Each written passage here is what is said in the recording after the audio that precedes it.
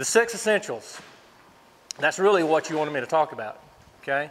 And if you study the Beefmaster cattle, that is really what we're founded on. And I don't know, Lorenzo, if you got a half of the brain that your grandfather had. No. If you look at these 6 essentials, and that was 70 years ago he was thinking about this. And if you think about where we're at in the beef industry today, how real this is to even us today. And he was there 70 years ago. So we can take this philosophy that he had, and again, I hope you just got part of his intelligence, because it's pretty cool how you're going to move us to the next level. But if we look at these, hopefully it still is working, there it goes. From top to bottom here, I'm going to talk about each one of them.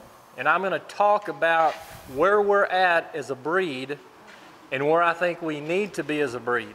Okay? In general, I want to talk to the new folks. Of these 6 essentials, we have lots of traits that we, the association, are going to count. We really need your help. We need you to do the things that have not been done in the last 60 years quite as good as we could have done them. Okay? So what we need you to do is to collect more data. We have all of these traits that we can measure, all these data points that we could get, but people are not submitting them to the association. And if you don't give the association the data, then we can't help you select from a large pool of genes and give you the tools to select for the better cattle moving forward. So I'm going to talk about each one of those and how they might fit your program. Disposition. Is that a good thing or is that a bad thing? It's a good thing. And this is probably the thing, I taught college for 20 years, and this is where I did the most disservice to the Beefmaster breed. I taught Intro to Animal Science to thousands of kids, and I always talked about how great the Beefmaster cow was. The most fertile, just the most growth. I never talked about the disposition because the cattle I'd been around did not give me this disposition. It's a trait that we should be touting. We should be turning in all the data that we can on these cattle. We should already have an EPD for docility. Other breeds have it. We could be using that as a marketing strength for ourselves, but we've not done that. And I was telling a story earlier, and I don't remember who I was listening to it, but I was in Louisiana. We have a breeder that's been a breeder for a long time. And he's got 60 cows out there. And it was amazing to me to go out there, and every one of these cows, a cow, I mean, she might be a 1,500-pound cow, walk up to him, and he talked to her like it was his daughter. And he actually said he called himself daddy. And that cow walked up to him, put her face there, and he'd turn and kiss her right on the lips. And he did that to every cow he had. Little baby calves, 3 months old. Those calves would come up, and he would just pet all over them. If I were to do that in some breeds of cattle I've been around, boy, you'd lose a kneecap and all kinds of things. You know? Again, Tom Laster, when he said he wanted our cattle to have good disposition, that's a thing that we should be touting right now, because, I mean, every place I go, I see great, great cattle's disposition in our breed. And we should be touting that, okay?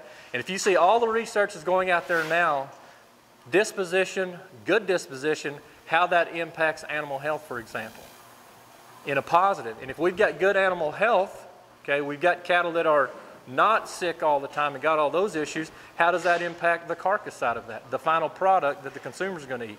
So if I ask you to give me the data, how are you going to submit that data to me?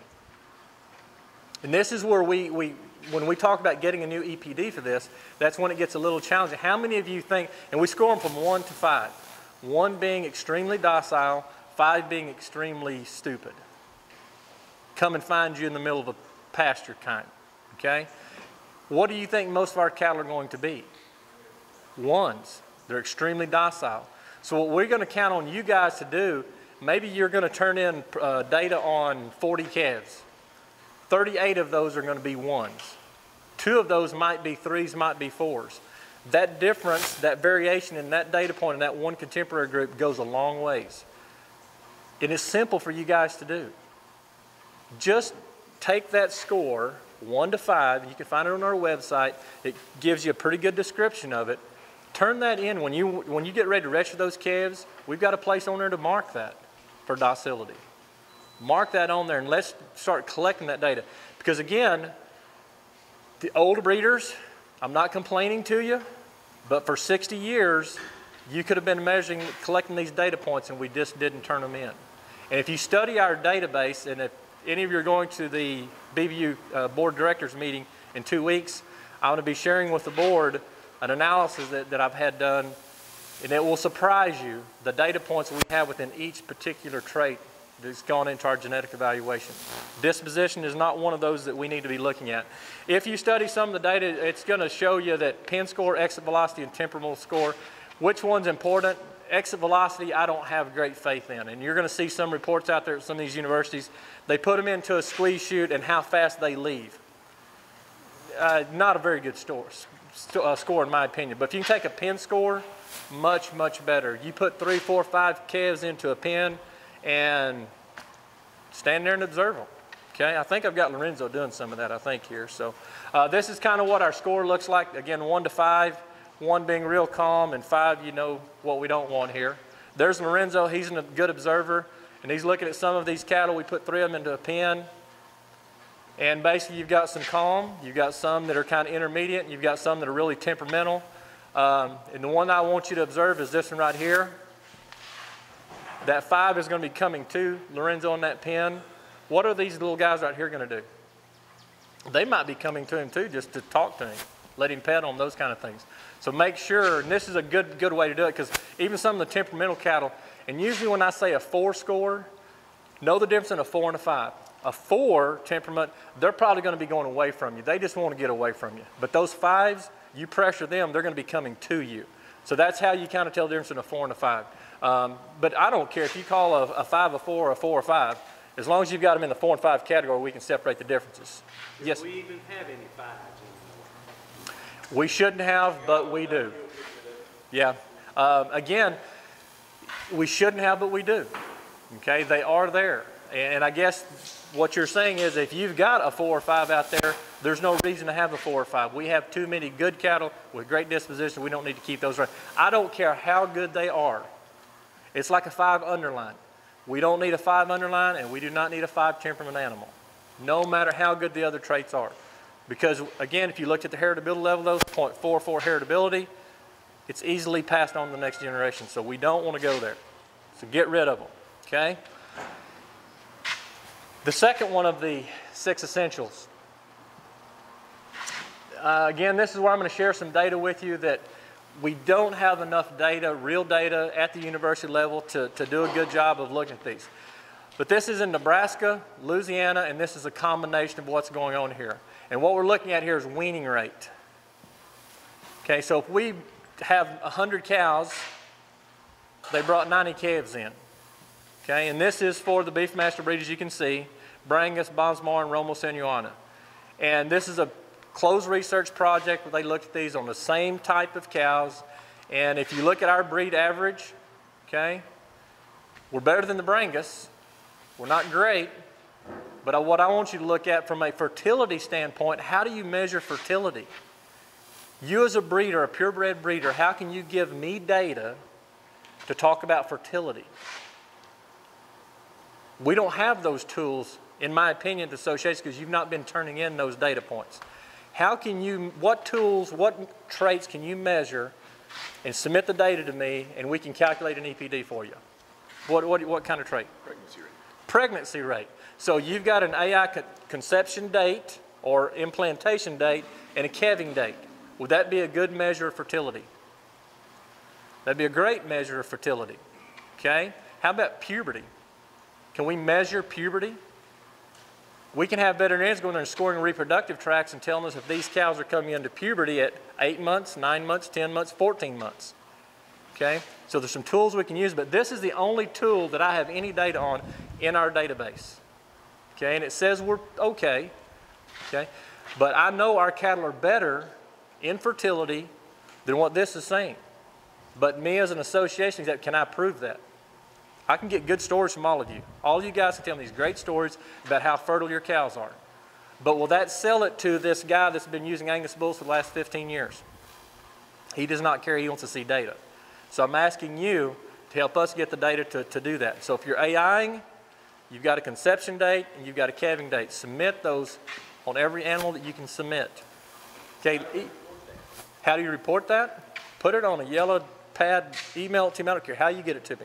We'll get an Excel spreadsheet is what we'll do. And we'll store all of that data over time.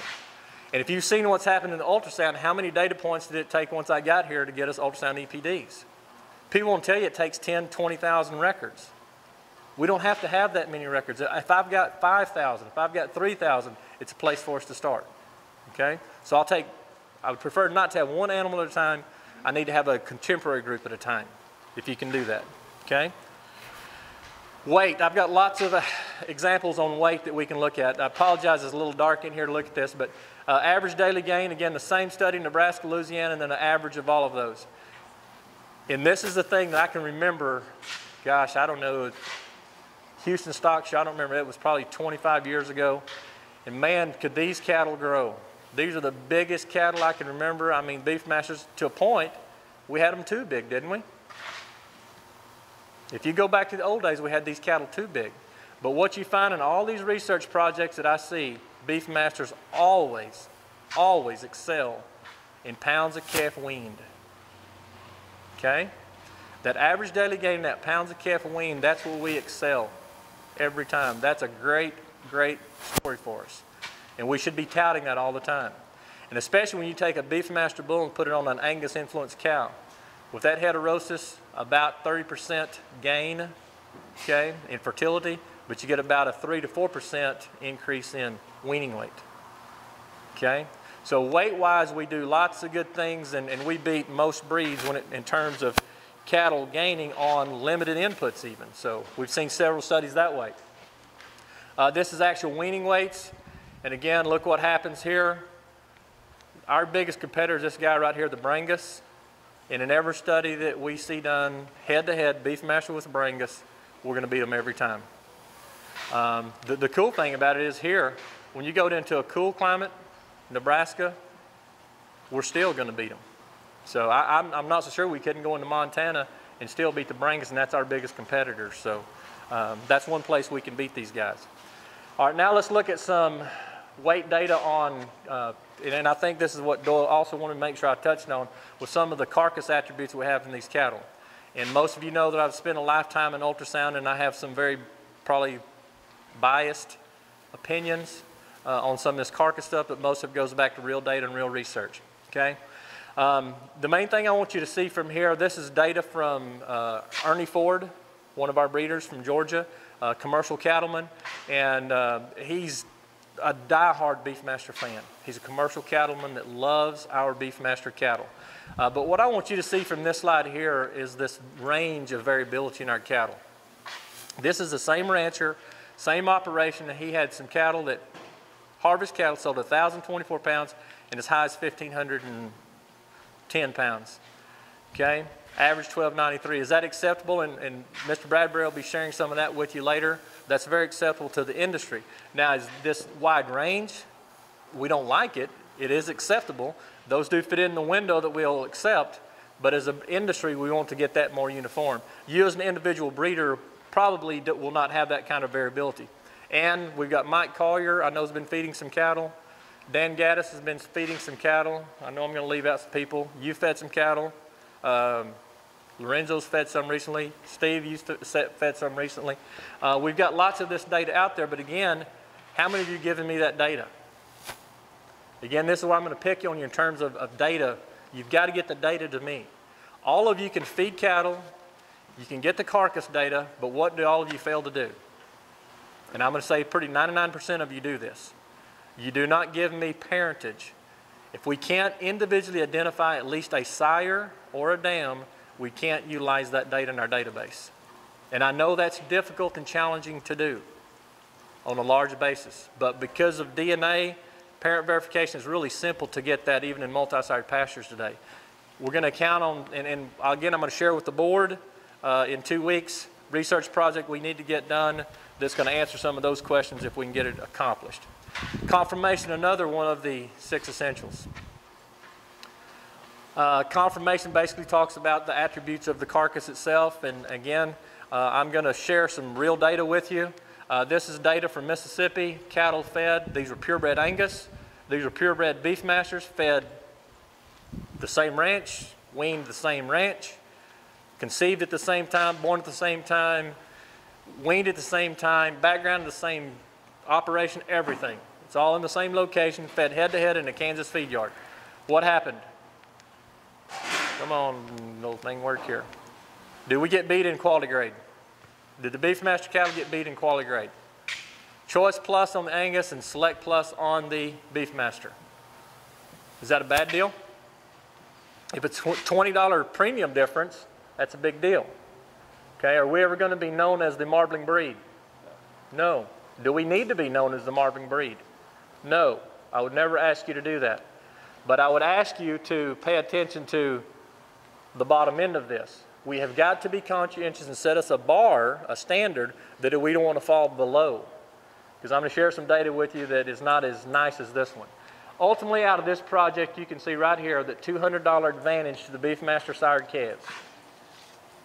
Okay, most people will take that. If you're feeding cattle and you're going to make $200 more, or you're going to net $200 more per animal, which one of these are you going to feed? I'm going to feed Beefmasters. I mean, this data clearly tells me you need to be feeding Beefmasters if you're just going to sell by the pound. Now, if you're going to try to sell on a in-meat ideal on a quality grade deal, it might get a little challenging here. Okay, this is data from Mike Collier. This is some Angus Beefmaster cross type cattle, and again, I want you to look at basically the average, 1290, 845. Someone tell me why I would look at those two weights. I've got 1290 live weight, 845 hot carcass weight.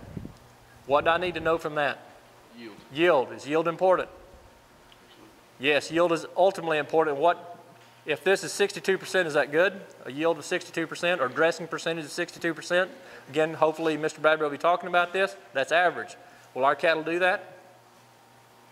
Some will, some won't. I'll show you some differences here. Usually in a feedlot situation, okay, we'll get those cattle to get that kind of grade on them. 13.7 ribeye on a 1290 is big enough to, again, to keep us in the ballpark. Fat thickness of 0.66, what do we shoot for in the industry? 0.4 to 0.5. Again, this is kind of out of our control because the feedlot managers will tell us a lot of times when these cattle are going to come out.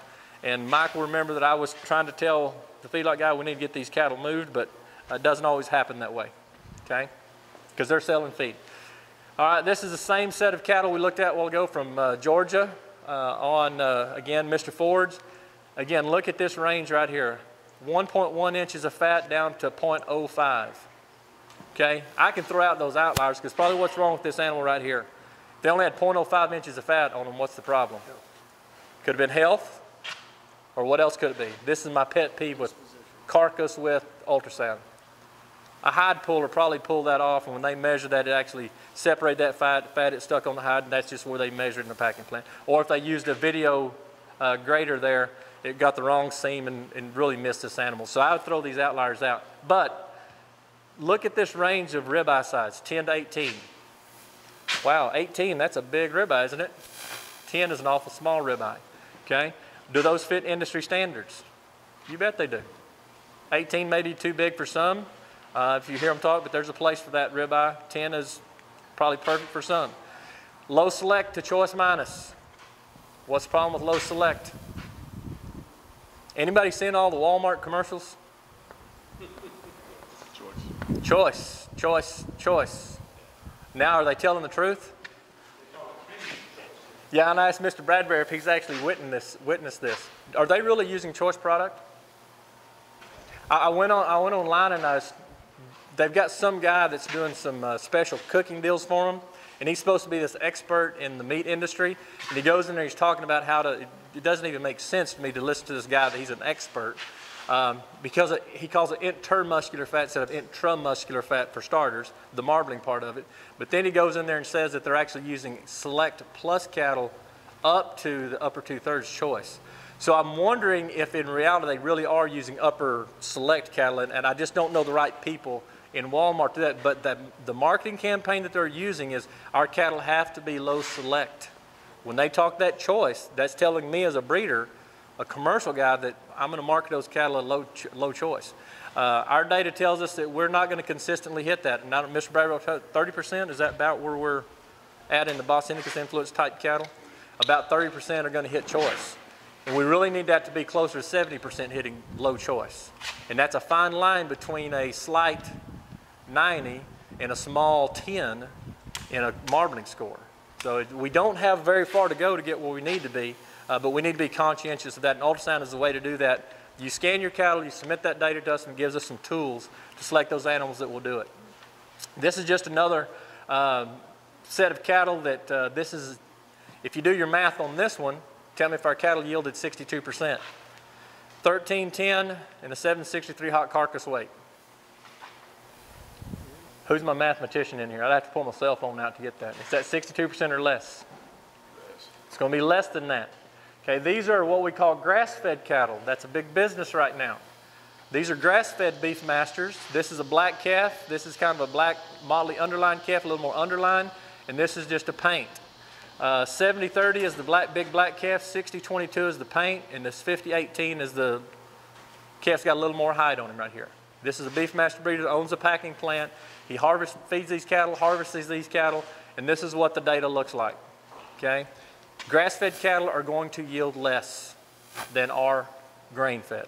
Okay? But they're going to get a premium for these cattle based off of a niche market. And I know that NRTB is doing some of this now. We're seeing if the consumers want it, we need to provide it to them. They'll pay more money for it. Okay? Do beef masters fit that opportunity? Yes, they do. And I think probably the advantage that we have in terms of this product moving forward is our tenderness. Because most of the data that I'm seeing says that we've got a very tender beef product. And if that's the case, that's what's going to sell what I call a grass-fed beef. Because how many like the taste of grass-fed beef in this audience? It tastes like ketchup to me because I'm not going to eat it unless it's got ketchup on it. And the new kids today, that's what they're going to do to it. The new people eating beef today looks like to me that they're going to make it taste like what they want it to. Barbecue sauce or honey mustard or whatever you want it to be. But the thing that better happen, it better be tender, looks like. So as a breed, I would hope that we in the future focus on some tools to help us get tenderness as a guideline. I don't think DNA is there yet, but we'll see. This is data from Mr. Gaddis, 14 head that they fed. These are purebred cattle. Again, a really nice set of data in my opinion. If you look at the average of what these cattle did, this one here scares you a little bit. Does anybody know what ST is? Standard.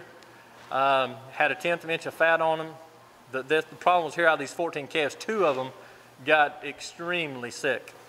These 2 animals got so sick they were kicked out and basically done what with? They were actually to heal up out in the grass pasture and they were brought back into it. But again, you take those out, and these were a great, great set of cattle. And I went and looked at these cattle, and just the feed yard manager was just bragging about how great these cattle were growing, how efficient these cattle put the weight on. And actually, they wanted to continue feeding them longer because they thought they even had more good in them to get them bigger. But these are purebred cattle, had a great phenotype on them, and they would have fit your program to just awesome what these cattle did. And I believe we had 42% choice in this particular group here. So I'd like to see a little higher choice, but we did have a few sicknesses and it brought that down. So, but a good set of cattle. So, this is from the same study out of the Louisiana project. Again, this is my one negative slide that I want you to see. And you've heard me talking the 4 years that I've been here, that if I could do anything to our carcass attributes, I would like to see us increase ribeye size just slightly, and I would like to see us increase marbling score just a bit. Out of this group of cattle, we had the smallest ribeye of all of the cattle, okay? Again, amongst these 5 breeds. And also, if you look at the marbling score, we had the lowest marbling score. And this was a combination of cattle from Nebraska and Louisiana. But again, the bottom line is, if you actually looked at the bottom dollar on these cattle, our cattle still netted more profit because they weighed more. They pounded out more. But again, you as a breeder, we have tools that you can select. You can ultrasound these cattle and help us increase the ribeye size slightly. I don't want you to go out there and start producing a bunch of 18 square inch ribeye cattle because that's probably too big and doesn't work in terms of a cowman. Trying to put a cow out there is going to be efficient on grass. But we need to be a little cautious there. And this shear force value on a 14-day aging, we're certainly within the standards. And if you look at where we're at there, we're pretty darn good. We're not where that Brahman's at 7.2, but even the Brahman's okay there. So I don't think tenderness is an issue, even though there's some bad data out there that you might hear some university guys talk about. Hardiness, how do we measure hardiness? I might ask Lorenzo that. How do we measure hardiness? Come back to breed up again. Okay, is that a measure of fertility? Okay, again, that same tool I asked you to help me with, if we can get the data to tell us when these cows are conceiving, when they're having those calves, and then when they're rebreeding, not only can we get this hardiness measurement, but what I'm looking for is a stability EPD or an economic value EPD. But until we get you guys collecting this data and submitting it, we cannot measure this one, although we know it's a great trait. Milk production, important? I'd say it's real important, isn't it? Is udder quality important? And I've got all kinds of udders you can look at here, from a bad one to a okay one to a really good one here, okay? You as a breeder, can you help us in this area? Every one of you can. Every one of you calve out cows. When you calve those cows out in 24 to 48 hours, can you look at the udders of these cows? And can you tell me what the teat size is, and can you tell me what the udder suspension is like? It's a score, 1 to 9. Each one of you can do that, okay? I'm going to ask you to please do that. If you look at our registration form, it's got a place number so you can put this on there, okay? And if you're not familiar with it, there's all kinds of tools that we can help you learn how to score these udders. And I know the first thing that people complain about is when they get these first calf heifers, is that a good time to score udder quality? A first calf heifer will have a tremendous amount of edema, a little more swelling than we'll see in a cow. Take that into consideration. The more of these you look at, the better you'll get, okay? But know that there is going to be some swelling that occurs in these first calf heifers that you might not see in a cow. But I want you to do this every year. Every year this cow has a calf, I want you to study that udder score, teat score, and give us that and help us. Do we have a milking problem in our breed, would you think? Do we have an udder problem in our breed? Some places you go have lots of problems and others don't. The cattle that, let's say, have a decent udder for 4 or 5 years and then 7 or 8 turn bad. You bet. You gonna pick that up by you turning it in every year? Yes, sir. And that's going to go into our stability or our economic index, because what happens is if I've got this cow that's really rocking along really good until she's 7, okay, and then we lose her, but I've got another group of cows that rocks along until they're 12-year-olds before we lose them. That's going to give us a measure that you can use in what we're going to call a stability EPD or an economic index will help us do that. But until I have that kind of data, we all talk about it and we say we got these cows that are just udders that are lasting forever. But until you can prove to me the data, we can't help you with a selection tool. So. Well, when we cull one at 7, we should, and if we do cull her daughters and everything you got. Yeah, and the key to that is when you cull her, and the reason was because of her udder, make sure you submit that as well. Send that registration paper in and say cull, disposed because of. And we put that into, again, the database. And that will give us the tools that we need to help you. Okay? Longevity or stability. How many times have I heard that, man, our cows, they'll be 18, 20 years still in the herd? True or false? A lot of people have 18 and 20-year-old cows still producing a calf every year. Okay? Do I know that at the association? No, because you have not submitted any data. Okay? And this is where I get on, again, my soapbox. And I'm not going to ask you to raise your hand, but if you're not in whole herd reporting, you are not helping us at the level that you need to. Okay? Whole herd reporting gives us so much data, okay? And we could actually pull out a stability index just from whole herd reporting participants. Because what happens every year if you're in whole herd reporting? What do you report? Weaning weight. A weaning weight, and what else? If she's on the inventory the next year, what are you going to submit? A weaning weight or a disposal code. And if I've got this for a 5-year period, that's all I'm asking. If I just had it for a 5-year period from one ranch, I can get so much data from that. If that cow calved, we can get a calving interval, okay? We can get a longevity out of that. We can get a stability out of that just because you're in whole herd reporting and submitting those data points. That's with weaning weight and a disposal code. Now, I want you to give me more data than that, but if you're going to be particular and only give me a couple of data points, give me a weaning weight and a disposal code. Okay, if you don't want to be in whole herd reporting, and some of you don't want to be there, at least be in weights and measures. Okay, it's going to cost you $3 to submit that data point, and we're going to call it a performance-only animal. But again, we've got usually we're going to have a birth date, we're going to have a weaning weight, and we'll have a disposal code to get rid of that animal. Okay, that helps us build our database so we can get an EPD that will work for us. But again, is longevity or stability important in our breed? It's something we ought to be touting right now. That's one of our great traits that we have, and we just don't have a tool to measure it. Tell us about stability. What do you mean by that? I'm old, but I may not be stable. Okay, stability means the ability of that cow, and what it's going to take into consideration is not only her rebreed or her calving interval, but it's also going to bring in her ratio for weaning weight. Okay, so if this cow is in, let's say you do have an 18-year-old cow, and she's still got a ratio of 101 for weaning weight. Is that stability or is that longevity? That's stability.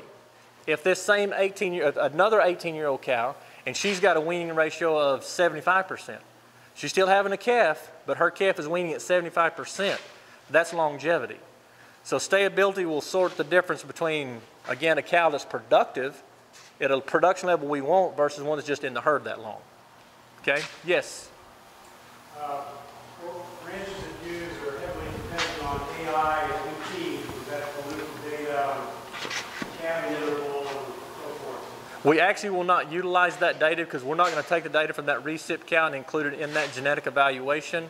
I still want you to collect that data and submit it if you want. If we wind up moving where I think we'll move in the future of our genetic evaluation, where we get to a multi-breed EPD, we really will start using that data and what we call crossbred data.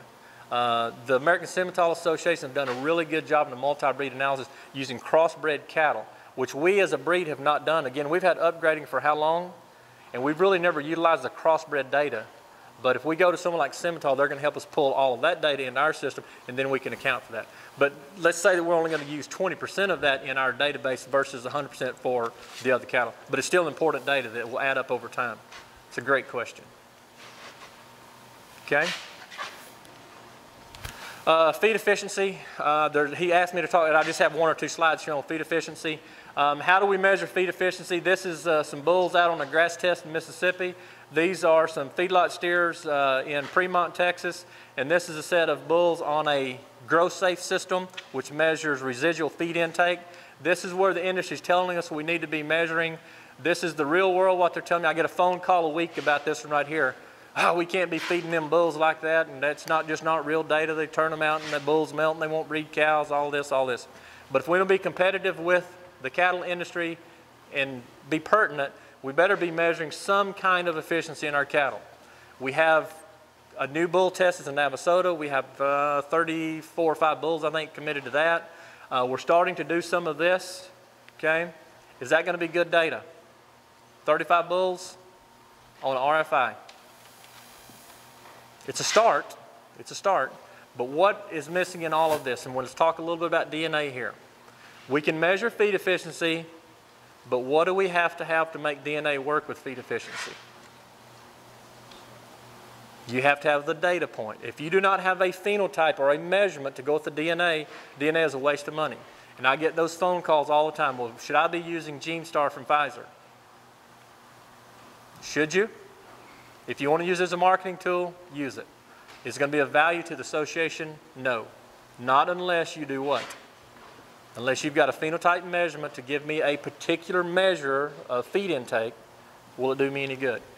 Okay? So right now we're not ready for DNA at the association level, but I will talk about it later of why we really do need it. Okay? To get all the things that I want you to do, we have programs that allow you to participate and collect all this data that I say that I need. Okay? All of these programs, many of you are part of. Some participate in part of them, some do all of these programs. Okay? The thing that you've got to remember, from my perspective, I need you to collect as much data as you can from the largest number of calves as you can.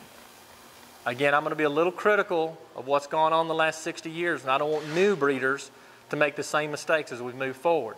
We have had some very selective, very selective data point collection. For example, if I've got 50 bulls and I only turn in data on 20 of those bulls, what did that do to our association genetic evaluation? Did it make it better? Did it make it worse? It made it worse. What did it do for that individual breeder's database? It made it worse. Okay, it skews the data to a more narrow variation.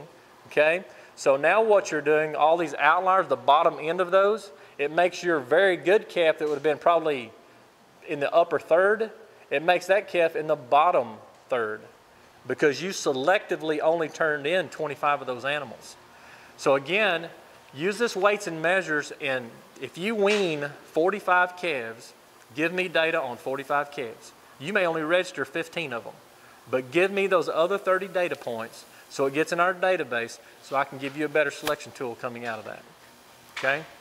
And the other thing is make your contemporary group as big as you can. Everybody know what a contemporary group is? All animals raised the same of the same sex within how many days of age? How many? 60 days. Okay, we call it a 60-day slice. So the youngest calf to the oldest calf, there's 60-day variation in those. You try to get in the middle of that. Okay, the one that's the median is 30 days. Okay, that's a contemporary group. Don't weigh every calf on their birth date and turn in a single data point, which we have breeders that do that. Okay, it's this calf's birthday today, they wean. This one's tomorrow, they wean. Can they be in the same contemporary group? They cannot be. We own as many calves in a 60-day window that fit our age specifications for weaning. Okay? Does anybody know what range is? 140 to 270. Okay? So a 140-day calf to a 270-day calf. Okay? Can they be in the same contemporary group? Testing your math here, so. What's 270 minus 140? Your math guy.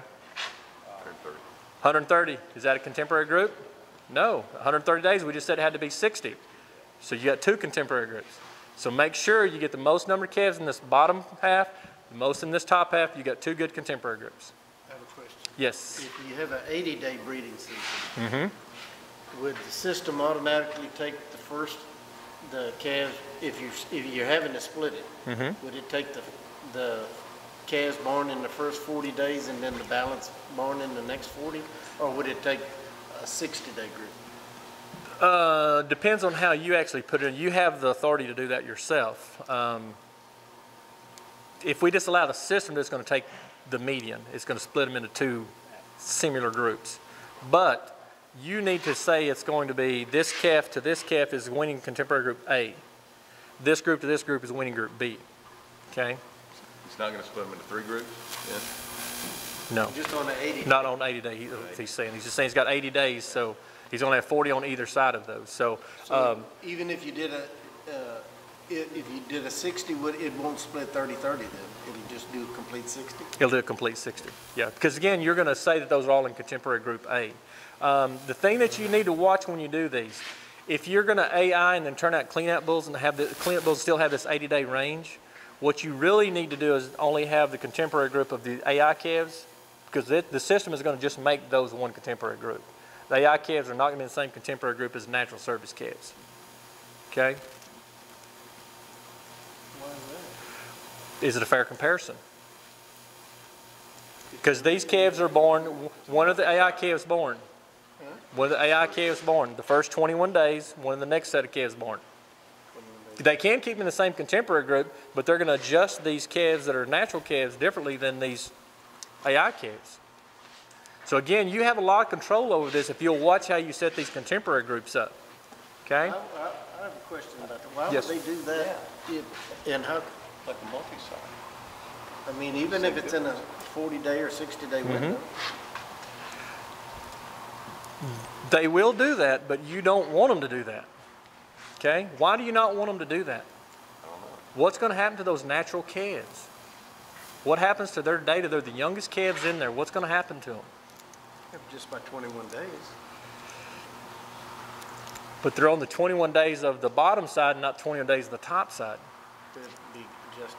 Yeah, it's just not a fair comparison. So if you really want to take and say you want to prove one of your bulls, a natural service sire bull, How do you, and this is probably the one thing that I talk to you about all the time. If you want to prove a young sire, what do you have to do? Take high accuracy AI bulls, in this bull you're trying to prove, AI, use his semen AI in the same contemporary group. And if your bull outperforms these high accuracy AI bulls, what happens to your bull's EPDs? They go up. What happens to his accuracies? They go up. Okay? So that's how you utilize AI sires. Very, very important. Using AI sires is important. If I could get 100% of the breeders to use AI, I think it would be a great thing. Not practical, but it would be a good thing if we could get that to happen. Yes? I know this isn't on the agenda, but isn't this a perfect illustration of why we want to have a controlled calving season? Yeah, but that's another day story to talk about. You know, we have some breeders breed 365, calve 365 days a year. Yes, sir. Okay, I'm slow. Say that for me one more time. Go ahead. I've got a 45, 50-day breed. AI, turn cleanup roll out. No doubt. Natural calves are going to be a begin with that. That's correct. Should I split it into contemporary groups? Yeah, for your own ranch, you would want to split those into 2 contemporary groups. Okay. Now then, the system, if you don't tell us to split it, it's going to put it into one system. One, if it's within. Yeah, yours will naturally fall into 1 contemporary group. Yep. On an in-herd basis. Yep. On an in-herd basis, that's the best thing you can do. Okay. Now, Australia is not going to do that to you. It's going to take the full 50 days you've got because we do a 60-day slice. Even if you have a relatively small herd, say you have 40 cows, you still want to take those AI calves separately? You're going to wind up with really smaller contemporary groups. Yeah. If you've got, Say we do them separately. yeah, if you, Turn them in together and they would separate. they're going to sort them out. Is what they're going to do. Then they're going to take 60-day slices. But from you, an in-herd analysis, for you to get the best use of your data, you would only take your AI calves compared to AI calves, natural calves compared to natural calves. Now, our system, Australia, ABRI, is going to take 60-day slice. And then, of course, they take the first calf heifers out, too. Oh, I know. So you wind up with contemporary groups Of 3 and 4, and that's too small. Well, that's it. So if you're Yep. trying to get larger contemporary groups, why do you want to split off the AI calves? If you're still all within that 60-day range. If you're having contemporary groups of 3 and 4, you don't want to do that. If you've got contemporary groups of 70 and 80, you want to do that. Does that make it more clear? Yes. Because we don't want contemporary groups of 1 and 2. And we have that all the time. And that's too small a contemporary group. So, okay? But why would you want your bull to pair with the AI bulls if it's going to prove your bull? Why would you want a calf out of your bull to mix in with the AI calf? So that if your calf is actually performing better, he shows that he performs better or she performed better than the AI. Yeah, again, the textbook answer to that is you want AIs only compared to AI. So your bull you're trying to prove needs to be AI'd in the same contemporary group with the other AI sires. But you don't have him DNA tested and all this other stuff, so, you know. You aren't- Well, you say you don't, but you probably do. Mr. Walker's going to pull tail switch hair someday. So, yeah. That's another thing. Since you bring that up, how important is collecting a DNA point on your animals? I've been thrown into this bloody mess with DNA, and it's just been fun for a year and a half dealing with DNA. If there's anything that you do, and when you've got that bull in that chute, or if he's standing there eating cubes, I don't care, you grab 20 tail switch hairs, pull them out with the root, put it into an envelope, put it in your file drawer, I don't care what it is, okay? And you've got that data forever. It's not going to go bad, unless the weevils eat it, I guess, but they're probably not, okay? And then 5 years from now, Steve, when I'm trying to sort out a cow that was sold in an approved sale that does not parent verify back to a particular sire, I need DNA. It would make my life easier, make your life easier, okay? Is it hard to do? No, but it's something you need to make as a management practice for yourself. All these bulls on your place need to have DNA on file. We'll eventually get to the bottom of every DNA, well, most DNA cases, we get to the bottom of them, so. Okay, but you could make your life simpler if you collect all DNA on every bull that's on your place. In some cases, maybe your neighbor's bulls too. Because we have a lot of that going on too. But after you shoot him? Yeah. The neighbor or the bull? When you shoot him, go ahead and pull some of that DNA from him right then, so. Yes, sir. You can't always go for that calf and shot. That's exactly right. Yeah, and that's another, and I always told my students, cows can't read a book, can they? We may say that calving, that gestation length is 283 days. Okay, the research says that they can calve from an AI date 35 days before that and up to 21 days after that in the same AI date. That's 50 plus days. When the first calf, 35 on the bottom side, 21 on the top side. Okay, that's another reason when I say I want you to collect conception date and calving date. Does anybody know what that trait is called? Gestation length. What do you think the gestation length is on these low birth weight bulls? It's not going to be 283 days. It's going to be something less than 283 days. And if we had again, a EPD for gestation length, we would have our birth weight EPD solved because we don't collect enough birth weights in this breed. But if we had that gestation length, that's a great measure for calving ease. Because I wish we as a breed would go to a calving ease EPD and not a birth weight EPD. But until you give me some of these data points, we can't calculate that for you. So, but that's a perfect example, Steve, that some of these calves are going to come earlier and some are going to come later. Some are gonna come later. Yep. That 1 week. Yeah, exactly. Yeah. I knew exactly when she was bred, and exactly when she was put with the Yep. cleaned up bull, and exactly when she calved. Yep. She was 21 days after she was bred, so I was ready for her to clean up bull. Yep. Yep. With And DNA, and she was bred to the yeah, AI bull. it is a clear observation that it was to the apple. We've got one just like that this year. Yep. Yeah. Yeah, yeah, yeah. And in most of these cases, when I get like you guys are talking about, I actually have them run 2 different tests on those.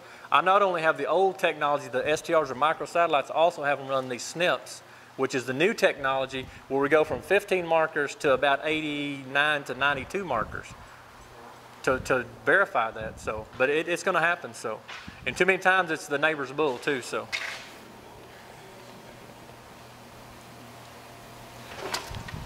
I'm done. Okay. Thanks, John. Thank you, guys.